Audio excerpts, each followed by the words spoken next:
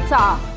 मालेगाव तालुका police ठाण्याला अवैध जनावरांच्या वाहतुकीबाबत मिळालेल्या माहितीवरून सोमवारी रात्री 11:30 वाजेच्या सुमारास महामार्गावरील चिखल-ओहळ बंगल्याजवळ 20 लाख रुपयाचा टाटा कंटेनर आणि त्यामध्ये निर्दयतेने कोंबून दोरखंडानं बांधून ठेवलेले 53 गोवंशात जनावरे, त्यात 8 जनावरे मयत असा एकूण 35,20,000चा मुद्देमाल जप्त करत वाहनावरील चालक व त्याचे सोबतचा फरार इसमा विरोधात गुन्हा दाखल केला आहे।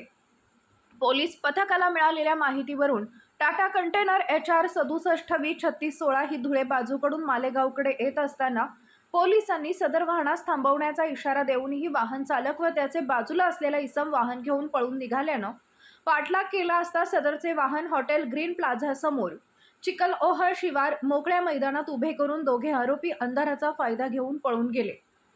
सदरचे गोवंश जनावरे कत्तलीच्या उद्देशाने विनापरवाना बेकायदेशीर वाहतूक करताना मिळून आल्यानं तालुका पोलीस ठाण्यात गुन्हा दाखल करण्यात आला आहे। सदरची कारवाई पोलीस निरीक्षक प्रीतम चौधरी, उपनिरीक्षक तुषार भदाणे, हवालदार अमोल शिंदे, पोलीस कॉन्स्टेबल किरण राऊत यांनी केली आहे।